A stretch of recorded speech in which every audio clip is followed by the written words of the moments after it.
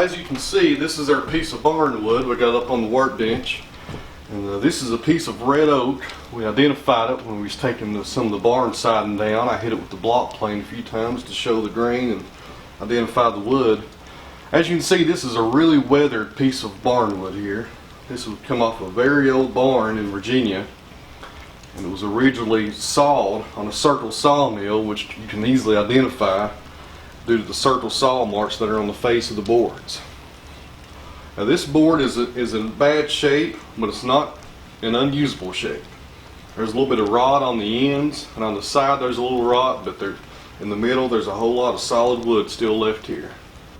Now the first thing I like to do is take a little brush and go over both sides of the piece of wood and try to get some of the dirt and debris off of it, because it's amazing how much dirt is on top of these boards in addition to all the weather that's occurred on it. You want to go over it real good and try to get as much of this junk off of it. Because the less dirt and debris on your boards when you hit it with the hand plane, the sharper your blade's going to stay.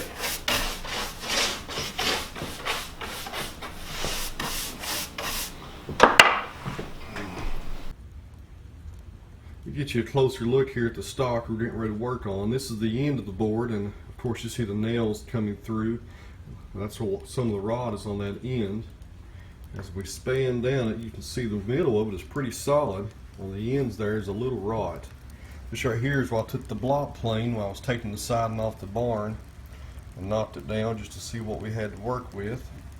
And on this end here, it's probably the worst part of the board where the most damage is, and this was the part of the board that was closest to the ground. Now what you're looking at here, this is 3 different hand tools I got laid out on top of my tool chest. Now this is the only 3 tools that we're going to be using today and working on our piece of barnwood. The first tool here is a Diston D23 crosscut saw. This saw is fitted with a custom mahogany sheath that the restorer puts on these saws. I get these saws from a man up north who restores these saws back to working use, and he puts these custom mahogany sheaths on all the saws that I bought from him. Really helps to protect the blade from getting damaged between uses. Our second tool is a hand plane. This is a wooden hand plane, a very old wooden hand plane. Now this is a scrub plane, also referred to as a 4-plane. This right here does heavy stock removal on our piece of wood and really gets in there and removes a lot of material really fast. This is what we'll be using on both faces of our barnwood. And last is a typical claw hammer, which does what you assume it would do. Pulls the old nails out of barnwood. We're going to take all 3 of these tools in sequence here, one by one, and work up this piece of barnwood. Let's get to work.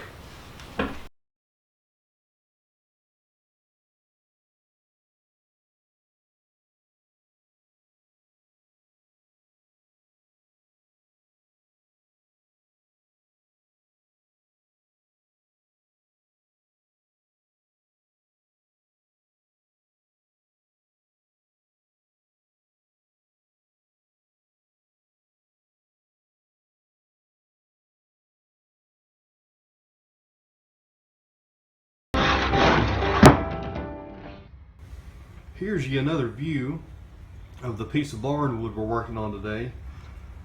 This is got the camera set up to get a horizontal shot here of the piece of stock, and you can really see those circle saw marks on the face of the board.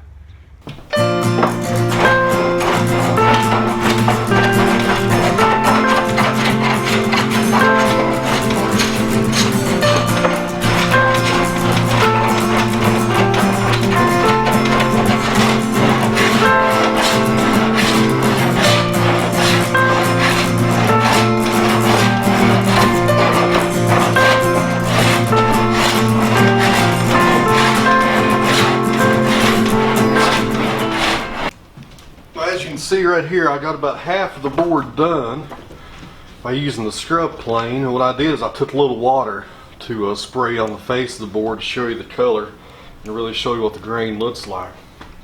This turned out really well so far. Just by using the scrub plane, you can get a really good look at the barn wood and the material you're working with to see if it's going to be worth even using.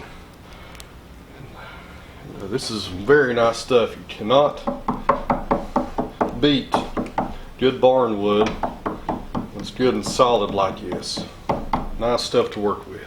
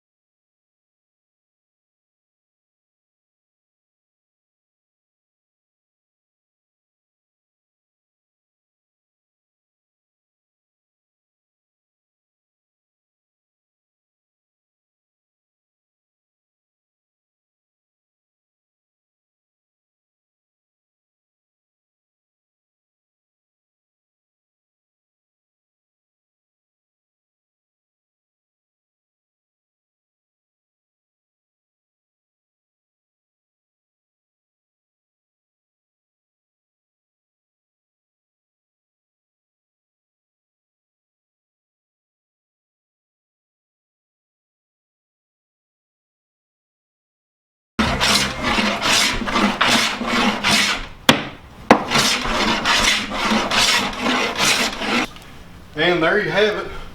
I finished up with the scrub plane, and I took my crosscut saw and I cut the other end off where a little bit of the rot was, where I pulled those nails out. And I put a little water, sprayed it on the face here so you can see the grain rise up and you can see the color of this nice piece of oak here. But as you can tell, the scrub plane does a great job at really showing you what you got to work with. Now, a lot of people would use barn wood and never throw it through a planer or a joint or either one. They just like the texture of it and the rusted look. Here's another view of the wood. I'm going to span down the whole length of it here, kind of slow, using my iPhone to give you an idea of what it looks like.